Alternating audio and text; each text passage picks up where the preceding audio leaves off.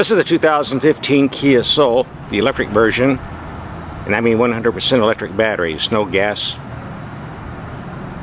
The giveaway is the front end. There's no radiator grill here, just a plate where the charging plug is put. We'll look at that in a minute. Actually, this is rather hard to distinguish from the other Kias. Now, a lot of these electric and hybrid cars have tires that are unique to the brand. I haven't been able to verify this, but apparently this might be the case here because these are giant tires. It says in blue EV. I believe the EV stands for electric vehicle. So you might not be able to replace these just anywhere. Apparently they're designed for limited rolling resistance to increase the range of the batteries. Got the Eco Electric badge here on the side so all your greenie friends can be proud of you. Now to activate the Kia, it's like any other vehicle, you press the start button. However, in this case, there's an annoying feature that I just can't get rid of. I've read the owner's manual left and right. It's this little jingle sound that comes when you start the vehicle.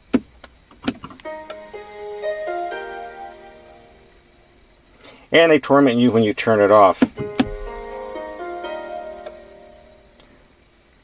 No thank you. Little gripe number 2, I've noticed that when the sun's at certain angles, how the dash reflects in the windshield, which seems to be common on many Kia models. Right there in the windshield is the biggest part. And the last little gripe, you've got these wide rocker panels and this big body panel on the outside, which really doesn't need to be here. It collects all kind of dirt and mud, which gets on your pants when you get out. This is becoming a common trait on many cars nowadays, and I wish it would go away.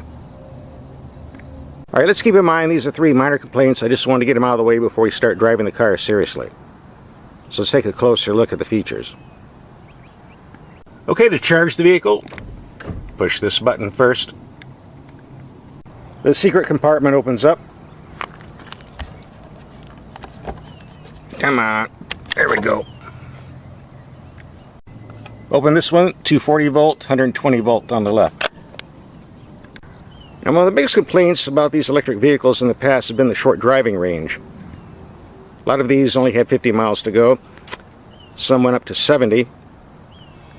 So this one here has a rating of 93 miles total. That's the good news. On the other hand, the charging time for 120 volts on the other vehicles was about 8 hours. On this one, it's a full 24 hours. Going on the line, I parked this at 27 miles on the clock, and after 9 hours of charging, it jumped up to 54 hours of driving. Now, keeping the charger around 15 to 16 hours should get you up to the 75 mark. Now, the good news is if you get the heavy-duty 240 volt charging system, you can charge the whole thing in around 4 to 5 hours. Which is, of course, what you're going to need to get if you're doing a lot of driving on this. Now, this is the charging cord that's kept in back of the vehicle. Hope it's long enough to reach your outlet, by the way. I tried using an extension cord, and apparently it doesn't work too well in this vehicle. In fact, in the owner's manual it tells you not to, so better not. Just plug this in the hole, then plug this in the wall. And you have the box here that shows you the power, charge, and fault. I find it kind of odd this is on the end of the cord. It's a lot of weight pulling on the socket. You'd think they'd have it closer to the middle. But they don't. Whatever. Now the system works great if you're doing it in your garage. But there's 2 issues here. Number 1, a lot of people don't have a garage. They live in a condo and they have a carport in their driveway. So they have to do this outside, which means somebody can come along and just snap this up. Also keep in mind, how many friends do you have that have a garage but don't put their cars in there because the garage is full of all kinds of junk like old furniture, bicycles, and trash left over from 20 years ago? Know a few, don't you? So this cord might not reach even if they have a garage or you have a garage. So folks, before you buy one of these, you better make sure your outlet's close to the vehicle. And number two, if you got all that junk in your garage, you better start getting it out and having a garage sale. Frankly, I've never understood people who would leave their cars outside to get rotted with the weather and have their dashes crack and the paint fade and have thousands of dollars of damage done on their cars to save a couple $100s worth of junky furniture and old clothes. It reminds me of that TV show Hoarders, but there are a lot of hoarders in garages in this country. Yeah, whatever. But you better get this stuff out if you're going to buy this car. The charging cord is kept under the lid in the back. And by the way, there's no spare tire under there either. All you get is a little air pump. That's why I keep my little box with lots of fixed flat and an air pump, just in case. Okay, time to go for a ride. There's that music again. Lucky me. Now here's the gauge cluster, as you can see on the left. After 9 hours of charging, we got 54 miles. Now on paper, this is one of the slowest cars on the planet if you're doing 0 to 60 times, which comes around to 11 seconds on this vehicle with a top speed of 90 miles per hour. On the other end, we have a whopping 210 pounds-foot of torque right from idle. So you still get a kick in your pants when you hit the throttle and a bit of tire chirping if you're not careful. It does pick up from low RPMs. Great city driver.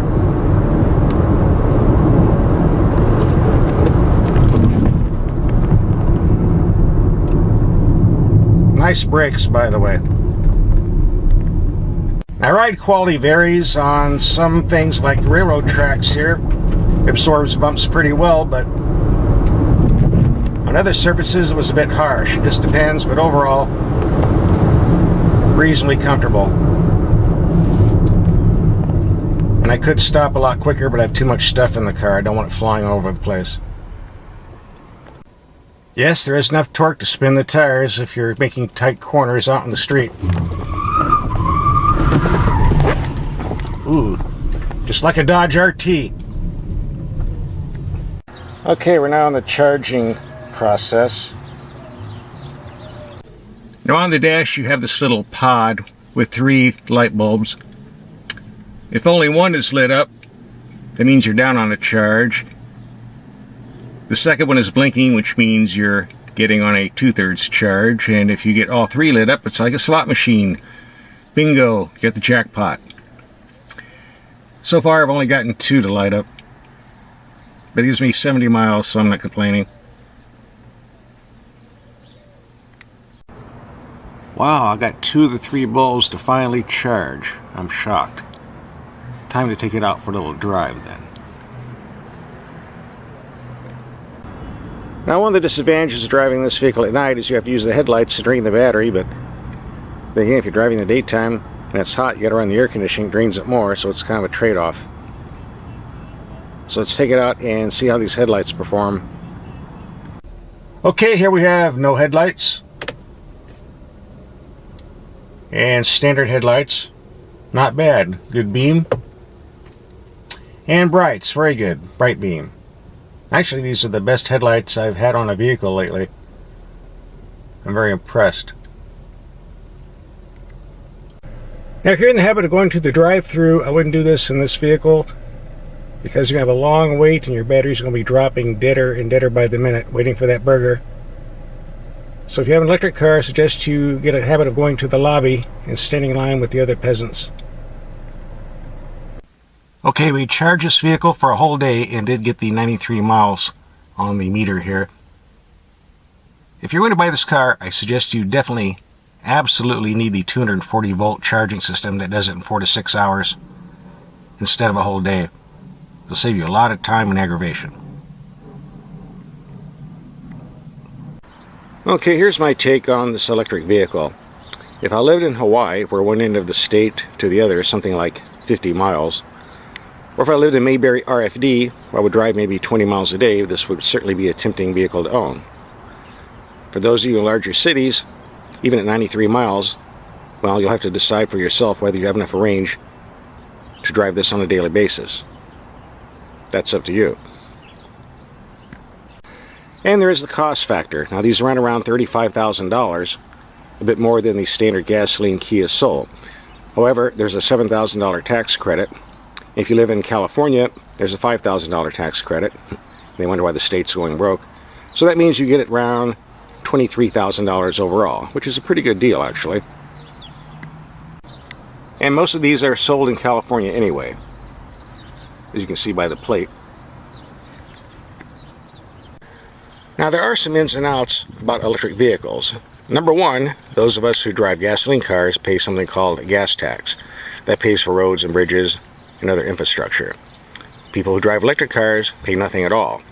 So basically they're getting a free ride. Now a lot of states are realizing the revenue loss and are suggesting a fee attached to any registration on an electric car, say $100, $200 per year, something along those lines. Which of course they should, because they should be paying for the bridges too. But thus far, they're not. So if you get an electric car now, you basically will get a free ride and a good deal. But in the future, eventually, a lot of these rebates and tax write-offs are going to go away. So if you want to buy an electric car, I think now's a pretty good time. Now for those of you who buy an electric car because you think you're saving the planet and they're pollution free, think again, because when you put that plug in the wall socket, that coal plant down the road has to generate electricity for you. In fact, the only way you're really going to get a total pollution free car or system is to go 100% nuclear power plant in the whole country, and then go 100% electric cars. Otherwise, you're still creating pollution. Not to mention, you have to mine all that material for the batteries. So it means opening up a lot of federal lands for mining. So please don't tell me this is a pollution-free car. It's not. However, if you live in a small town and don't do much driving, say 50 miles a day, and you live in California to get all those rebates, I'd say this is a car worth looking into.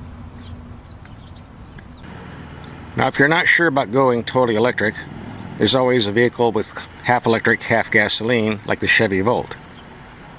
If you press the link up in the corner, you can see the video we did on that last year. It's not outdated. It's pretty much the same car they're making in 2015. Watch that video and maybe the Chevy Volt will work for you if you don't want to go totally electric.